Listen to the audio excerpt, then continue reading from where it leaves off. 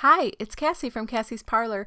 I'm super excited to make a slimline card with you today. This is actually my first one, believe it or not, and we're going to have a lot of fun. This is a really cute stamp and die set from the Maker's Movement. It's got cute little mushrooms and sayings on it, so let's get going. First, I'm creating some really cool wood texture pieces of paper to use in my layout, and I've got some light and fluffy modeling paste there and some of the Seth Apter Eyes Ink spray. I believe that color is the tea color, and if you'll notice, I'm putting the stencil on top of the paper, I'm putting the modeling paste on, and then without taking the stencil off, I'm spraying that modeling paste, and then heating it just enough so that when I pull that stencil off, that spray is going to stay in place on top of that paste and not move around, and it really gives you an awesome crisp finish. So great technique, really easy to do and fun, and super awesome. So now I'm using my crossover 2, and I'm going to cut out this cute little mushroom. I've cut the other two out already.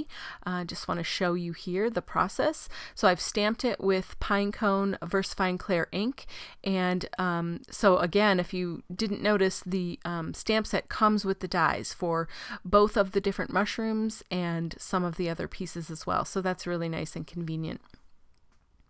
So then I just wanted to use some of Dina Wakley's scribble sticks to color in this cute little guy. His body is done with the yellow and orange, and then just a little bit of shading, nothing crazy, nothing too in depth or involved, but just wanted to give him a little bit of depth.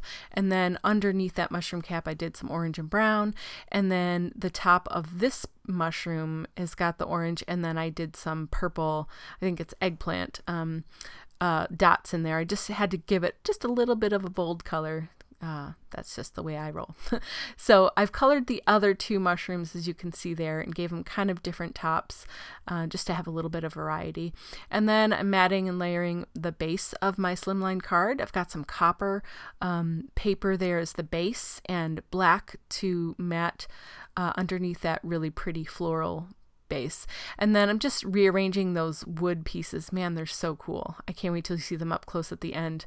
And then I'm going to add a sentiment to the front and just create my layout now. So I've got that same Pinecone VersaFine Clair, and I'm stamping the words. The sentiment says, "Not mush to say, except I love you." So really cute, really sweet. Anyone would really, I think, love to get this card. And it's kind of fallish, you know, it's very natural and just fun. So I'm doing the top and the bottom so that I can then put the middle one centered and have an even border around each piece. And then I'm just kind of figuring out my layout for these three little guys, and I really want them to stand out against that background, so I'm using my 3D glue gel, and that stuff is really easy to use, really fun, and it dries very nicely. You know, it's once it's dry, it's really not going anywhere.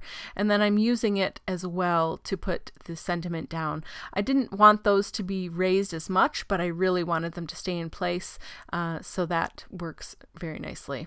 So here we go. You can see the close-up of that wood grain. Look at with the modeling paste and the spray. I mean, come on, it's so cool. Those little guys look super awesome on top of those wood slices. So this was super fun. I'm definitely making more slimline cards. I hope you enjoyed it. Please consider subscribing to my channel so you don't miss future videos. And thank you so much for watching. Have a wonderful day.